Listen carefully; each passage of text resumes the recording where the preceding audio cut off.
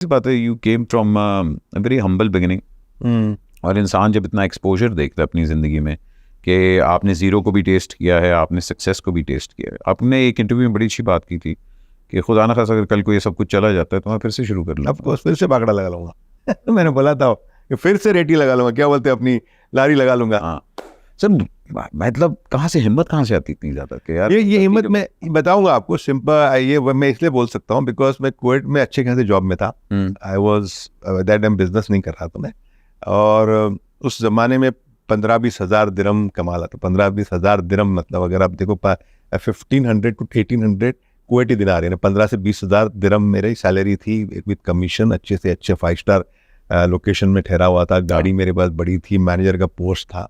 सदाम हुसैन आ गया कुवैत के अंदर और हमको वहाँ से भागना पड़ा। भागना पड़ा मतलब काम दाम छोड़ना पड़ेगा, सब कुछ बैठ गया था। तो उस टाइम पे बंदा क्या करेगा, घर पे बैठेगा, आराम करेगा कि यार ठीक है पैसे बनाए हुए, कुछ ना कुछ वॉर खत्म हो जाएगा, बना लेगा। उस वक्त लारी लगाई थी मैंने तेल की लारी लगाई थी। वाकई ये I mean I have photographs, बताऊंगा। वाह वाह वाह। तेल की लारी लगाई थी उस वक्त हमने। क्या बोलते हैं उसको, टेलीग्राम रखना, टेलीग्राम बेचने की लारी लगाई थी कि आपका टेलीग्राम हम पहुंचा के आएंगे बसरा के। मतलब और kept yourself moving. I kept myself moving because मुझे वो शर्म बात की चीज नहीं थी कि यार मैं मैनेजर हूँ इतने बड़े कंपनी का, जैसे डैन्यूब का मैनेजर हूँ और आज लारी लगानी पड़ी। लगा लेंगे भाई, क्या फर्क पड़ता है, हम पैदा उसी तरह से हुए। शेख मोहम्मद ने भी यही बताया था कि कल उठ के अगर मुझे डेजर्ट में जाकर बैठना है तो मैं बैठ जाऊंगा, बिकॉज हमारा रूट वही है, कोई उसको रोक नहीं सकता है।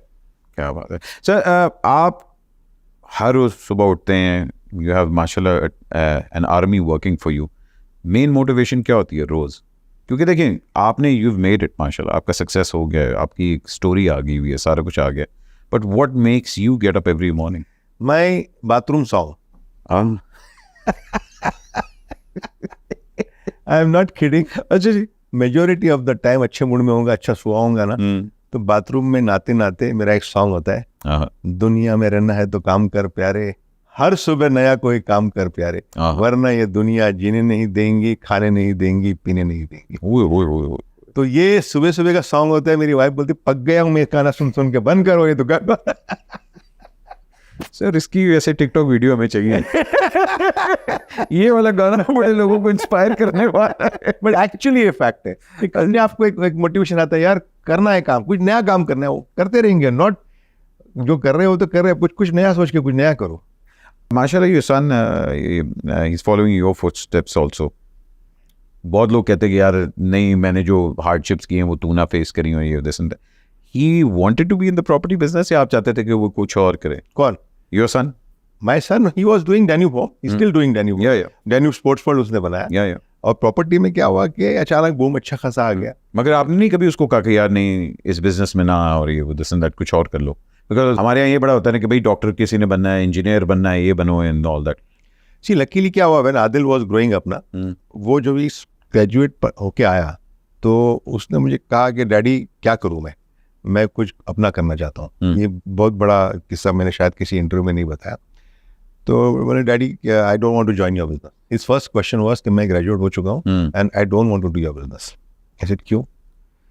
ही सेड अगर मैं बिजनेस करता हूँ और कुछ मैंने अच्छा काम किया तो लोग बोलेंगे कि रिजवान साजन का बेटा था, चांस मिल गया, उसने बना लिया। और थोड़ा सा भी गलती से नुकसान कहीं कर दिया तो लोग बोलेंगे बाप ने बनाया, बेटे ने बिगाड़ दिया पूरा। वाह। तो वो उसने दिल पे ठान ली थी कि मैं तुम्हारा बिजनेस ज्वाइन नहीं करूँगा। ओके। फिर बड़ी मुश्किल से उसको समझाया कि बेटा ऐसा नहीं है, you have the capability and I can see that capability in you. जैसे आज अंबानी के बेटे लोगों ने किस तरह से बिजनेस को बढ़ाया, और वही कैपेबिलिटी मैं तुम्हारे में भी देख रहा हूँ कि तुम भी मेरे बिजनेस को जो मैंने लेवल पे खड़ा किया तुम इसको काफी ग्रोथ कर सकते हो। और वाकई में आज उसने डैन्यूब होम संभाल रहा है, डैन्यूब स्पोर्ट्स वर्ल्ड इतना बड़ा स्टार्ट किया है। प्रॉपर्टी में मुझे जरूरत पड़ी, मुझे लगा कि नहीं यहाँ पे आगे यहाँ काफी जरूरत पड़ेगी मुझे, तो उसको मैंने वहाँ पे उसको ट्रेन किया। 13 साल की उम्र से उसको हम लोगों ने काम करने लगाया था। From the year of 13 his mother and me used to fight, इसको 13 साल के बच्चे को तुम काम पे लगा रहे हो। स्कूल हॉलीडेज में वो वेयरहाउस में बैठता था, काम सीखता था, लॉजिस्टिक्स में, in the finance, in the audit, every HR department में। उसको जब वो 21-22 में ग्रेजुएट होकर बाहर आया ना, तो वो the ready boy. But because he had so much confidence, बोले आपका बिजनेस स्टार्ट नहीं करूँगा।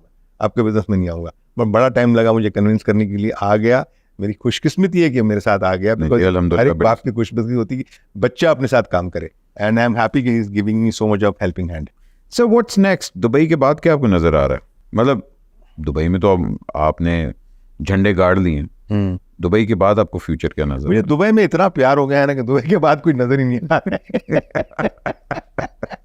फ्रैंकली मैं बताऊंगा, मुझे इतना प्यार दिया है दुबई ने, दुबई के लोगों ने, दुबई के यहाँ के जो लोग हैं, यहाँ पे जो all the people, local people, जिनके साथ में गवर्नमेंट अथॉरिटीज बहुत प्यार देते हैं हमको। मुझे बहुत, मुझे आई मीन बड़ी बात है, लेकिन यूएई ने मुझे पासपोर्ट भी दिया है। अच्छा, वाह। वो बहुत कम लोगों को वाह, वो वाह।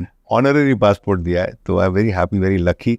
तो एक अलग से प्यार हो गया है। मुझे कोई बोलता है यार यहाँ पे चालू करो, वहाँ पे चलो, नहीं यार यहाँ खुश हैं हम। नहीं, बीइंग अ बिजनेसमैन योरसेल्फ, मतलब लोग कहते हैं कि अच्छा जी हम अब एक्सपैंड कर रहे हैं, अब मतलब यूरोप मार्केट को एक्सप्लोर करते हैं, तो we have in our GCC, we have all the, हमारा सारे ब्रांचेस जीसीसी में है। बिल्डिंग मटेरियल का we have Oman, Qatar, Bahrain, Kuwait, Saudi, सब जगह पे ब्रांचेस है। डैन्यूब होम के ब्रांचेस सब जगह पे है।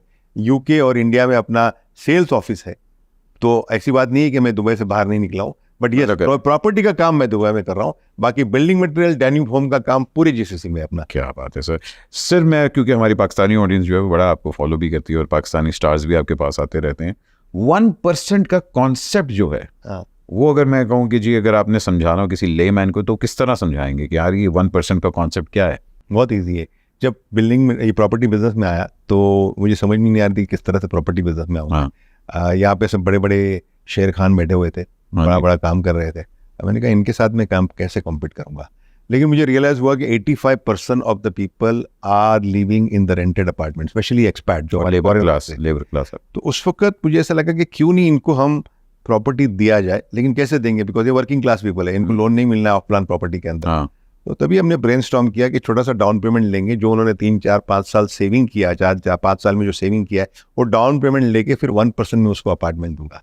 तो जब हमने स्टार्ट किया तो सारे लोगों ने कहा कि ये तो पागल है और ये बहुत जल्दी दुकान बंद करके भाग जाएगा। आधे पैसे जो 1% कलेक्ट लिया है लेके चला जाएगा। लेकिन दिमाग में मेरे कुछ था, जैसे बोला जो कुछ करना है तो करना है, और कैलकुलेटिव रिस्क था मेरा। मैंने बैंकों से बात किया स्टार्ट करने से पहले, देखो ये प्लान है मेरा, मैं कलेक्ट कर रहा हूँ प्लान, और 1% मुझे पता है ये चलेगा, बिकॉज बहुत सारे लोग मेरे से प्रॉपर्टी ले गए, वही हुआ। और जैसे जैसे प्रॉपर्टी बनती गई तब तक उससे मैंने 60-70% मेरे हाथ में मैंने उनके पास से ले लिया था 1% के हिसाब से। प्रॉपर्टी हैंड ओवर करने के बाद 30-35% उन्होंने जो उनको वो 1% उसी वक्त भी दे रहे थे। ठीक है। मेरा जो 30-35% जो उनके पास से लेना था, मैं बैंकों के पास गया तो कोई बिल्डिंग रेडी है, इसने 60-65-70% दे दिया है मुझे। अब जो 30-35% जो है आप मुझे दे दीजिए वापस इंटरेस्ट काट के, बिकॉज आपके पास बिल्डिंग रेडी है, आपके पास मॉर्गेज पेपर रेडी है। बैंक को बड़ा खुश हुआ कि यार ये तो बिल्डिंग भी रेडी है, इसने 60% 70% दे दिया है, तो बैंक को भी कोई प्रॉब्लम नहीं है कि ये कस्टमर के ऊपर वो लोन ट्रांसफर कर लिया उसने और मुझे पैसे वापस मिल गए। तो ये कॉन्सेप्ट की वजह से बैंक खुश है, कस्टमर खुश है, मैं खुश हूँ।